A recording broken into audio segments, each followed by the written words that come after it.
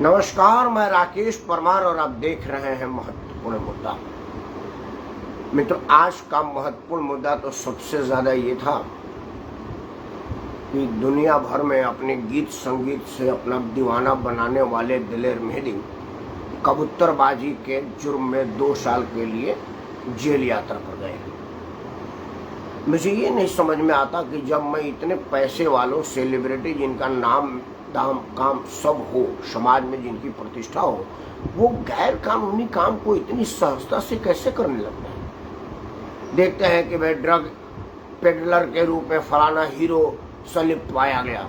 अभी जो चार्जशीट रिया चक्रवर्ती के साथ साथ और भी बहुत सारे बड़े बड़े सिनेमा कलाकारों को उसमें बंदी बनाया गया है। वो एडल्ट फिल्मों का कारोबार में शिल्पा शेट्टी का भतार बुके हुआ था। मतलब जितने बड़े लोग उतने बड़ा पाप और बड़ी सहजता से। आखिर संतुष्टि नाम की कोई चीज है कि नहीं है? या वो भारत के कानून व्यवस्था को अपने जीवी चीज समझ लेते हैं कि यहाँ पर कानून नाम का कोई चीज है नहीं, और उनका मन चढ़ा हुआ है क्योंकि कानून से किसी को कन्विक्टेड देखा नहीं है। जो भी कारण हो, लेकिन अफसोस तो होता है। आज दिलेर मेहदी भी 2 साल के लिए गए। कड़ी और बड़ी सजा की और मैं मांग करता हूं ताकि ये नजीर बने और आने वाले लोगों को सोचने पर मजबूर हो कि भारत में भी अब अन्याय पर चुप्पी नहीं है। दूसरा और बड़ा महत्वपूर्ण मुद्दा आज का था कि ये व्हाट्सएप का ज्ञान है। लोग कहते हैं कि कोई जरूरी नहीं कि आप बर्बाद होने के लिए दारू पीने, चरस, सिगरेट ही पिए, आप कांग्रेस को वोट भी दे सकते हैं। तो मुझे बड़ा अफसोस होता था कि जो पार्टी 1885 में रजिस्टर्ड हुई, अंग्रेजों से देश को आजाद की, और अब तक भारत के जो जो चीजें दिख रही हैं, सबसे महत्वपूर्ण, सबसे आदरणीय, सबसे प्रतिष्ठित IIT, एम्स, संगीत कला अकादमी, नाट्य कला अकादमी वगैरह वगैरह, आकाशवाणी, दूरदर्शन, अंतरिक्ष यात्रा, ये सब कांग्रेस के टाइम में है और कांग्रेस की देन है। उस पार्टी को इस तरह से कहना उचित है क्या?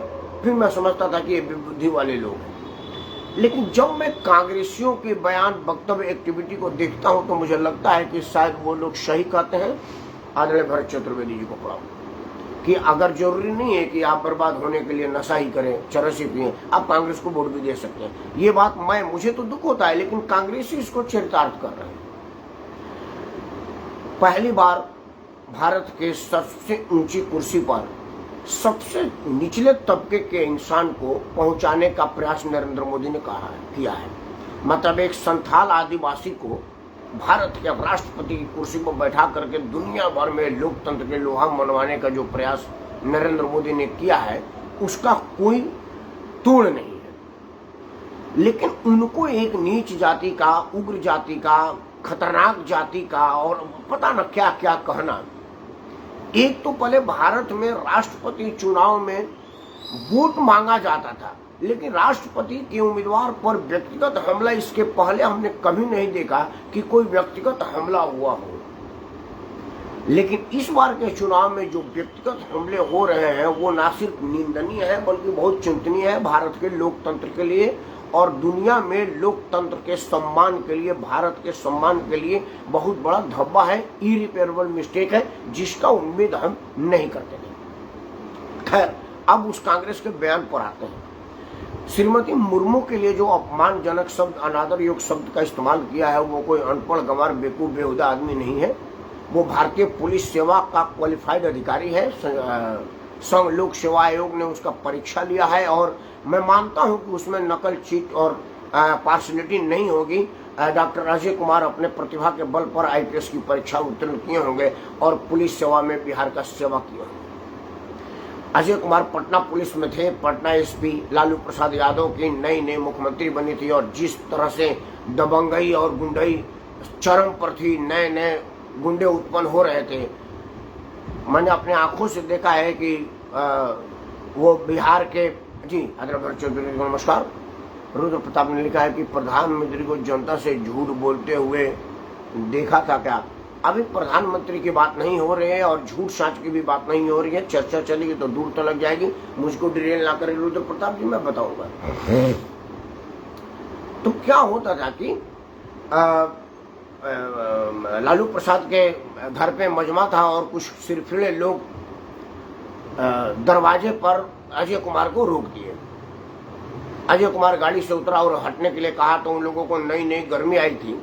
लालू प्रसाद यादव राज दरबार ले रहे थे।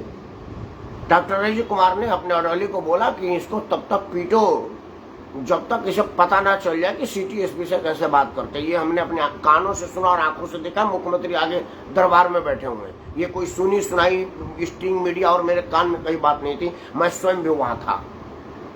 और उन दो लोगों को, हालांकि उसमें से तो एक आदमी आज बड़ा ऊंची सीट पर है अजय कुमार की पिटाई के बाद, और बहुत पीटा। और उस आदमी ने चिल्लाता हुआ कहा कि लालू तेरे राज में पीटे जनता को, पता न क्या क्या बड़ा चिल्ला रहा था। लालू प्रसाद यादव तुरंत उसके सामने पीट कर दिए। अजय कुमार की खौफनाक रौद्र रूप को उन्होंने देख लिया था। उन्हें लगा कि ये कहना उचित नहीं है। खैर, आज वही अजय कुमार पढ़ा लिखा क्वालिफाइड आदमी इस तरह की अनर्गल और बेबुद्धि वाला बात करता है तो मुझे लगता है कि बाढ़ ही खेत को खा रहा है। कांग्रेसी कांग्रेस को खा रहे हैं, कोई और कांग्रेस का नुकसान नहीं कर सकता। रुद्र प्रताप ने लिखा है कि भाई साहब, आप काम की बात किया करें, बेमतलब की बात करते हो। पत्रकार और बुद्धिजीवी का काम होता है सब सरकार को अपने काम से विमुख हो तो उसको रास्ते पर लाना। और आप सुधीर चौधरी की तरह से मुझे बड़ी खुशी है कि आप सुधीर चौधरी जैसे बड़े पत्रकार से हमारी तुलना करते हैं। लेकिन मैं सुधीर चौधरी नहीं हूँ। मैं जो अगले कहने जा रहा हूँ उसका काट बताइए। क्या डॉक्टर अजय कुमार के उस बात को आप इंडोर्स करते हैं जिसमें उन्होंने राष्ट्रपति पद को उम्मीदवार को नीची जाति, छोटी जाति, उग्र जाति और खराब जाति का बताया है?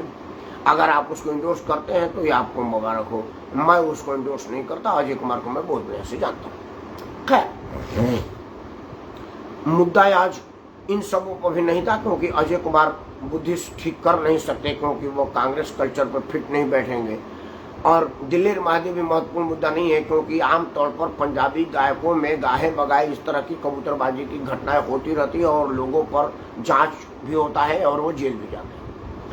आज मेरा मुद्दा ये है कि गजबा हिंद का जो सपना पाकिस्तान ने देखा था, मुसलमान ने देखा था, उसको मुसलमान बाद में और गैर मुसलमान लोग पहले उसको पूरा करने की तरफ अग्रसर हो रहे हैं। मैं सिलसिलेवार तरीके से बताऊंगा। अगर रुद्र प्रताप जैसे बुद्धिजीवी के पास इसका काट हो तो बताएं, बेमतलब का बात ना करें। मित्रों, अभी हाल ही में एक बड़ा उग्र प्रदर्शन हो रहा है नूपुर शर्मा वाला केस में। नूपुर शर्मा ने जो कहा है वो गलत नहीं कहा था। उसने यही कहा था जो कुरान में उद्धृत है और समय समय पर इस्लाम के विद्वान लोग कहते हैं। जाकिर नाइक जो कि इस्लामिक स्कॉलर मानता है और इस्लाम के जितने उग्रपंथी चरमपंथी लोग हैं वो सब जाकिर नाइक को अपना आदर्श मानते हैं। जाकिर नाइक ने भी उस बात का वर्णन किया है जिस बात के वर्णन पर नूपुर शर्मा पर फतवा हो जाता है, उसको गला रेतने की फरमान जारी कर दी जाती है, यहाँ तक कि उसका समर्थन करने वाले का गला रेत दिया जाता है। इस तरह की बात भी हो रही है नूपुर शर्मा पर।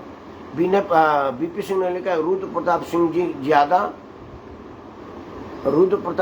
जी ज्यादा कट्टर कांग्रेसी हैं और राष्ट्रवादियों पर प्रहार करना और गजबा हिंद में इनकी शायद पसंद है। एनीवे, जो दलित राष्ट्रपति पिछले 5 साल रह करके पदमुक्त हो रहे हैं, उन्हें 5 साल में दलितों को उठाने के लिए क्या क्या किया, मुर्मू से उम्मीद नहीं की जा सकती। खैर, आपका जो समझ है उतना कहेंगे। राष्ट्रपति को इसलिए नहीं पहुंचाएगा कि वो दलितों को उठा दे। दलितों को उठाने के लिए नरेंद्र मोदी काम कर रहे हैं और दलितों को उठाने में जितना नरेंद्र मोदी ने काम किया उतना किसी ने नहीं किया। अब तक के दलित उप प्रधानमंत्री जगजीवन राम ने नहीं किया, दलित मुख्यमंत्री मायावती ने नहीं किया जितना नरेंद्र मोदी ने दलितों को किया है। खैर, आज मामला दलित नहीं, आज गजबा हिंद पर, उस पर आइए, मामला को डिले मत करिए। तो आप नूपुर शर्मा को सबसे पहले भारतीय जनता पार्टी ने पल्ला झाड़ा, उसके बाद सभी के सभी मतलब गैर भाजपाई दल के छोटे बड़े छुटभैया मुझलैया और सभी नेताओं ने फांसी दो सर कलम करो का नारा लगाया। अच्छी बात है, आपका अपना लोकतंत्र है, आपको स्वतंत्रता है। गला काटने की 2 बात मैं नहीं कह सकते के लिए आप कह रहे हैं। लेकिन मुझे बड़ा आश्चर्य हो रहा है कि इनमें से किसी भी आदमी ने पाल घर के निहत्थे साधु संतों की जब निर्मम हत्या हुई थी पीट पीट करके, तो किसी ने शोक संवेदना का एक शब्द भी नहीं कहा था। चलो, पाल घर पुराना होगा, कहेंगे कि नहीं बोला होगा, याद नहीं है। अभी ताजा घटना कहते हैं, कल पटना में एक गिरफ्तारी हुई है। झारखंड पुलिस का दरोगा और एक पीएफआई का सक्रिय सदस्य पकड़ा गया है। वो पकड़ा इसलिए गया कि प्रधानमंत्री का बिहार दौरा था और पिछले बार पटना दौरे पर जो गांधी मैदान में बमबारी हो रही थी और प्रधानमंत्री अपना संबोधन जारी रखे थे, उसको ध्यान में रखते हुए बिहार पुलिस, पटना पुलिस और एसपी जी ने अब की बार सक्रियता ज्यादा किया था। संजोग इंफाक और उन लोगों के लिए दुर्भाग्य की बात थी कि जिस आदमी पर बम फाड़ने का इल्जाम था, जो अभी जेल में है, उसके घर से इन सारी गतिविधियों की संचालन की जाती थी। तो पुलिस का रडार में वो घर था और जब उसके घर में छापेमारी हुई तो कई आपत्तिजनक दस्तावेज समाचार चैनलों पर दिखाए गए। ये नहीं है कि कोई गुप्त दस्तावेज है। और वो जो आई कार्ड होता है, हमारे पास भी कई आई कार्ड यहाँ पर टंगे हुए हैं। जब हम लोग कार्यक्रम में कहीं जाते हैं तो आई कार्ड दी जाती है, आदमी ले आकर रख देता है, कुछ सम्मान से देता है तो फेंकते नहीं है। तो उसमें पीएफआई, एसपीआई और सिमी जैसे आई कार्ड को बरामद किया गया है। उसमें 2047 तक इसको इस्लामिक राष्ट्र बना देने की परिकल्पना और ड्राफ्ट पर विधिवत चर्चा किया गया है और उस पर लिखा गया है कि नॉट टू रिवर्स, ये बांटने के लिए नहीं है, नॉट टू पब्लिश। ये सीक्रेट डॉक्यूमेंट है और सीक्रेटरी लोगों के लिए है। खैर, मुझे आश्चर्य इस बात का है कि उस कुकृत्य को भाजपा, भारतीय जनता पार्टी के अलावा किसी ने भी उसका विरोध नहीं किया। तो क्या मैं मान लूं कि जितने गैर भाजपाई दल के लोग हैं वो सब गजबाए हिंद को समर्थन करते हैं, मुस्लिम पंथी को आगे लाते हैं और देश में इस्लामिक राष्ट्र बनाने के तरफ अग्रसर हैं? और अगर कोई हिंदू इस विषय पर बोलता है तो आप उसके पीछे पड़ जाते हैं, और अगर कोई मुसलमान आतंकी पकड़ा जाता है तो आप उसका समर्थन करते हैं। इन सब बातों के लिए हमने आज आपसे अनुरोध किया है कि कृपया मेरे बात का समर्थन करिए और अगर आपके पास कोई काट है तो उसका काट बताइए, क्योंकि मैंने अब तक पटना में गिरफ्तार हुए उन लोगों के विरुद्ध में किसी भी गैर भाजपाई संगठन के लोगों का एक बयान तक नहीं दिया, एक निंदा प्रस्ताव भी नहीं दिया। यहाँ तक कि बिहार के मुख्यमंत्री नीतीश कुमार ने भी अब तक उस पर कोई निंदा नहीं किया। 8 लाइन का हिंदी पढ़ने में 16 बार गलती करने वाले लालू प्रसाद के बेटे से मैं क्या उम्मीद करूं? वो तो मुस्लिम परस्ती की राजनीति, यादव मुस्लिम गठजोड़ से उसकी सरकारी बननी होती है, वो क्यों मुसलमानों का विरोध करेगा? लेकिन नीतीश कुमार जो भारतीय जनता पार्टी के सहयोग से अपना शासन चला रहे हैं, बिहार के सबसे निचले पैदान रहने वाला आदमी को सबसे ऊंचले पैदान पर भाजपा ने पहुंचाया है, उन्होंने भी अब तक इस बात का कोई विरोध नहीं किया है। मित्रों, आगे भी देखा गया है कि जब भी कभी कोई बात इस तरह की आती है जिसमें हिंदू को नीचा दिखाने, हिंदू को गाली देने, हिंदू को धमकाने, हिंदू को बुरा भला कहने और हिंदू धर्म की तौहीन करने की बात आती है, तो सारे के सारे राजनीतिक दल एकदम से एक पांव पर खड़े हो जाते हैं। अजमेर शरीफ के चिश्ती ने सर कलम करने की बात कही, वो गिरफ्तार हुआ, उसका वीडियो बनाया है, लेकिन किसी भी गैर भाजपाई ने उसका विरोध नहीं किया। एक चिश्ती जो वहाँ का महासचिव है, वो अजमेर शरीफ दरगाह साइन बोर्ड का, या मतलब जो उनकी कमेटी होती है, उस कमेटी के सचिव के बेटे ने बाकायदे वीडियो बयान जारी करके हिंदू देवताओं का मखौल उड़ाया है कि गणेश को आप देवता कैसे मान जाते जिसका सर हाथी का है और आप बाकी शरीर का है, नरसिंह भगवान को आप कैसे मानेंगे, कैसे रिलेट करेंगे कि क्या ऐसा आदमी हो? मतलब उसने तरह तरह की बकवास की है हमारे हिंदू देवी देवताओं के तरफ, हमारे हिंदू देवी देवताओं के लिए। नूपुर शर्मा ने कोई बकवास नहीं किया, वो उसी बात को कहा एक मुस्लिम स्कॉलर के साथ साक्षात्कार में, वार्तालाप में, टीवी डिबेट में, जो कुरान में लिखा है, और दुनिया भर के मुसलमान उसका सर कलम करने के लिए आमादा हो गए और सर कलम करने वालों पर इनामों की बौछार करने लगे। यहाँ तक कि उसका समर्थन करने वाले लोग सर काट दिए। लेकिन हिंदू देवी देवताओं की गाली देने वाले उस सिर्फ मुसलमान के विरोध में भी किसी ने अब तक कोई ट्वीट नहीं किया। तो क्या मैं मानूं कि मुसलमान से पहले भारत का गैर मुसलमान लोग जो भारतीय जनता पार्टी के सदस्य नहीं है, वो गजबाए हिंद को इंडोर्स कर रहे हैं और गजबाए हिंद को आगे बढ़ा रहे हैं? क्या ये मैं मान लूं? मित्रों, आज काली मां को सिगरेट पीते हुए दिखाने वाले का समर्थन सारे गैर भाजपाई कर रहे हैं। उस तब जब बंगाल में काली पूजा सबसे महत्वपूर्ण पूजा होती है और किसी भी पूजा से बड़ा महत्वपूर्ण पूजा काली पूजा होती है, तो क्या उन लोग हिंदू को अपमानित करके हिंदू को बांटने का प्रयास कर रहे हैं? रुद्र प्रताप, आप टपाटप लिखेंगे तो डिरेल हो जाऊंगा ना। आपने लिखा है कि नीतीश कुमार का बयान देने का क्या भाजपा नीतीश कुमार को अपना संबंध विच्छेद नहीं कर लेनी चाहिए? रोज प्रताप आप पढ़े लिखे जैसे बात नहीं करते। मतलब वो संबंध विच्छेद करने के लिए भारतीय जनता पार्टी ने उनके साथ गठबंधन करके सरकार बनाया था। वो तो राजनीतिक स्वतंत्रता है, उनका बयान है, उनकी चरित्र है, उनका करेक्टर है, वो बयान का समर्थन करे या ना करें, वो तो उनकी राजनीतिक आइडेंटिटी है। मुख्यमंत्री बनने के लिए जो मिनिमम कॉमन प्रोग्राम था उसमें कहा गया था कि आपको हर बात का समर्थन करना है। नीतीश कुमार भारतीय जनता पार्टी के पालतू कुत्ते हैं कि जैसे कहेंगे वो भों भों करेंगे। वो एक स्वतंत्र आइडेंटिटी के आदमी है, मुख्यमंत्री का समर्थन लेकर के मुख्यमंत्री बने हुए हैं। इसमें उनके बयान का भों भों करने का क्या मतलब है? ये तो राजनीति में कहीं लिखा ही नहीं है। आप किस तरह की बात कर रहे हैं? आपने लिखा कि राम, हनुमान, सीता और अन्य देवी देवताओं को संसद में गाली देने वाला नरेश अग्रवाल भाजपा में बैठा है। एकदम आप बिल्कुल ठीक कह रहे हैं कि वो भाजपा में बैठा हुआ है।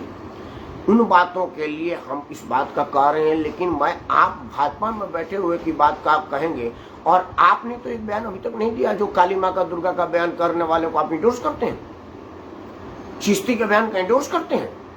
भारतीय जनता पार्टी ही पड़ी हुई है आपको। भारतीय जनता पार्टी ने तो अपना बयान दर्ज कराया है कि ये गलत बात है, नरेश अग्रवाल को छोड़ दीजिए। एक नरेश अग्रवाल से भाजपा पूरी नरेश अग्रवाल वाली नहीं हो जाती है। और बाकी के लोग, किसी ने कहा है रुद्र प्रताप आप जैसे लोग इस्लामिक राष्ट्र को करेंगे और सबसे पहले आपके घर से घसीट के आपको काटा जाएगा। क्योंकि जब अफगानिस्तान से पंजाबी सिख भागा था ना, तो वो नंगे भागा था, उसको घर से कपड़ा पहनने के लिए नहीं होती थी, हवाई जहाज में वो कपड़ा पहना था, क्योंकि वो सबसे पहले मुसलमानों को गलबैया कर रहा था। ये जो आते हैं उनको ये काटते हैं, ये किसी के नहीं होते। आप भी बयान देने में तो बड़ा अच्छा लग रहा है, लोगों को लग रहा है कि बड़ा उदारवादी है रुद्र प्रताप सिंह, बहुत बढ़िया आ रहा है। लेकिन आपको पता हो जब काटते हैं तो सबसे पहले उदारी लोगों को काटते हैं। इतिहास देख लीजिएगा, वो जो महाराष्ट्र में काटा ना डॉक्टर, उसका दोस्त था, उसके घर रोज मीट खाने जाता था और उसके घर आके सेवई खाता था। सबसे पहले उसने कहा कि मेरे यहाँ खाने का रिश्ता है, मैं काटूंगा तो आसानी से काटूंगा, मेरे को भरोसा भी नहीं होगा। आप उनके कैरेक्टर को समझे, उनके चरित्र को समझिए, तब जाकर अपना बात करिए। मीन में निकालने से कोई फायदा नहीं होगा। एनीवे, आज बात आपके बात पर नहीं है। तो मित्रों, मेरा ये कहने का मतलब है कि रुद्र प्रताप जी जैसे लोग धरती पर बहुत ज्यादा हैं और इनकी संख्या ज्यादा है, और ये लोग ही देश को बर्बाद कर रहे हैं। हिंदू संगठित नहीं हो रहा है, क्योंकि जैसे हिंदू संगठित वो नरेश अग्रवाल दिखने लगेंगे, उसमें जगदम्बिका पाल दिखने लगेंगे, उसमें नरेंद्र मोदी दिखने लगेंगे। और ये नहीं देखेंगे कि आपको इसी टारगेट पर रखा गया कि आप कहीं नरेश अग्रवाल पर लोगों को भ्रमित करिए और एक बहुत बड़ा टारगेट निकाल करके चला जाएगा। पाकिस्तानी आतंकवादी से बड़े आतंकवादी वो हैं जो हिंदू हितों की अवदेखी करके कुछ वोट के लिए, कुछ लालच के लिए, कुछ फेसबुक पर लाइक और ट्वीट मिल जाने की वजह से, कुछ झूठे बेहुदाद लोगों के वाहवाही की वजह से अपने धर्म को गाली देते हैं। सबसे बड़ा विधर्मी वही आदमी है, जो सबसे बड़ा कुकर्मी वो आदमी है जो अपने धर्म को गाली दे रहा है और अपने धर्म को मीन में करने जा रहे हैं। धर्म की आस्था सीखनी हो तो मुसलमान से सीखिए, कि चाहे ईरान का मुसलमान हो, इराक का मुसलमान हो, धरती के कहीं का मुसलमान हो, सल्लल्लाहु नबी के विरुद्ध में एक बार सुनता है तो वहीं से सड़क पल करने की बात कर देता है, और हम हनुमान जी और राती जी पर गाली गलौज कर रहे हैं। आपको देश को टूटते हुए देखना हो तो अफगानिस्तान जाकर के देखिए, जहां से हिंदुओं को भागना पड़ा। आपको देश को टूटने हुए देखना है तो आप केरल में जाकर के देखिए, जहां पर आप हिंदू का त्योहार मना कर देखिए, आपका गला कट जाएगा।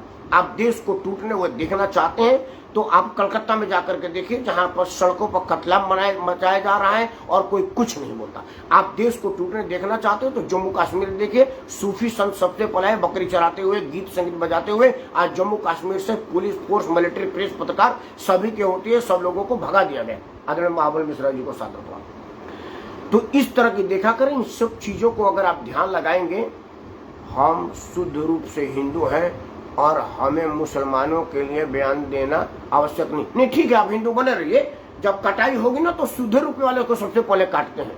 इतिहास है, जम्मू कश्मीर के राजा ने उनको बुलाया था, उनको रात में भागना पड़ा था और त्राहिमाम करके पटेल जी से मदद मांगे थे। शुद्ध रूप से हिंदू थे और हिंदू लोगों को बुलाते रहते हैं। आप भी जैसे लोगों को सबसे पहले बुलाएंगे, वो देखते रहते हैं ये सबसे साफ कारणों कौन है। राकेश वर्मा को जानती है, पहले से होशियार आदमी है, इसको नहीं पकड़ा जा सकता। एनीवे, वीडियो लंबा हो रहा है, दो बातों की ताकीद कर देता हूं आपके सामने कि सबसे पहले आप पाकिस्तानी आतंकवादियों से आपको कोई खतरा नहीं है, इस्लामिक आक्रांताओं से आपको कोई खतरा नहीं है। आपको खतरा है आपके अंदर छुपे हुए जयचंदों से, आपके अंदर छुपे हुए अपनों से, जो देखने में तो हमारे जैसे हिंदू ही हैं, राम राम जपते हैं, हनुमान चालीसा का पाठ करते हैं, सुंदरकांड की पाठ करते हैं, अपने बेटी बेटों को शादी में मंत्रोच्चार करते हैं, लेकिन जब उनको जरूरत पड़ती है तो आप वही पर प्रहार करते हैं। इस देश को मुसलमान से कम खतरा है, दोगले इंसानों से ज्यादा खतरा है, जो अपने मतलब चौवन्नी के लालच में पड़ोसी को अपना बाप कहते हैं,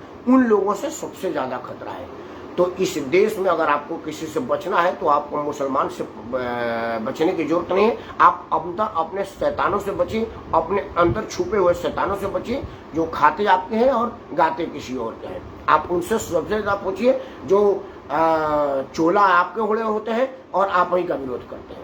इन सब चीजों को ध्यान में रखते हुए एक ही चीज जा सकता है कि अगर आप भारत को वाकई धर्म विरोधिता कर रहे हैं, तो अगर आपने नूपुर शर्मा का बयान का विरोध किया है तो आप उस चिश्ती का भी बयान का विरोध कीजिए जिसने हमारे हिंदू देवी देवताओं के अपमान किया है। अगर आप नूपुर शर्मा का गला काटने की बात करते हैं तो आप पाल घर के निहत्थे साधुओं के पीट पीट करके हत्या करने का भी बयान दीजिए। आप लाइव चैनल के माध्यम से बयान दे रहे हैं कि आप सभी को जानने वाले जो मुसलमानों से संबंध बना कर रखे उन मुसलमानों की प्रतिष्ठान में नौकरी करते हैं रिजाइन कर दें। आप उल्टी बात करते हैं। आपसे बात करना समय खराब करना है, ठीक है ना। नौकरी करने के रिजाइन करने की बात मैंने नहीं कहा। मैंने कहा कि अगर नूपुर शर्मा पर फतवा जारी दे सकते हो तो चिश्ती पर भी दो। नूपुर शर्मा को फतवा और चिश्ती को गले लगाना, इसको कह रहे हैं। आप उल्टे बयान को दे रहे हैं, उल्टी बयान ना दें।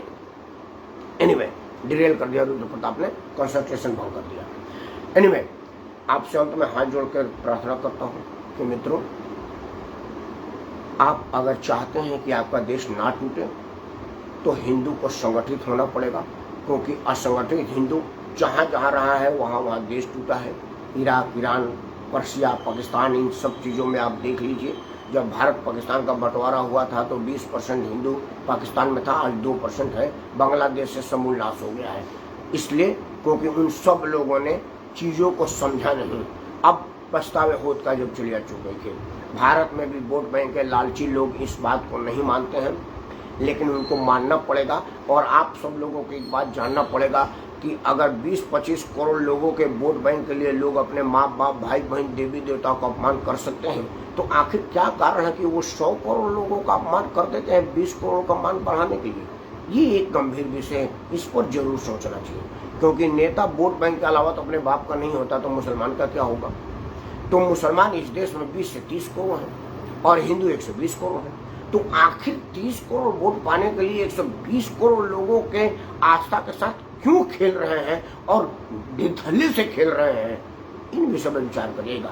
जो मुझे समझ में आता है वो ये कि आज़ादी के पहले से ही हिंदू को तोड़ने, बांटने और उसको खत्म करने की साजिश रची गई थी, जिसके मील का पत्थर साबित हुआ हमारे संविधान में आरक्षण। क्योंकि आरक्षण ने हमको जातीय विद्वेष में इतना तब्दील कर दिया है कि हम आपस में बटे हुए हैं और इस देश में मुस्लिम बहुसंख्यक है और हम सब अल्पसंख्यक हैं। अल्पसंख्यक एक दिन बिल्कुल खत्म ना हो जाए, उस दिन के लिए डरिए और एक रहिए। जय हिंद।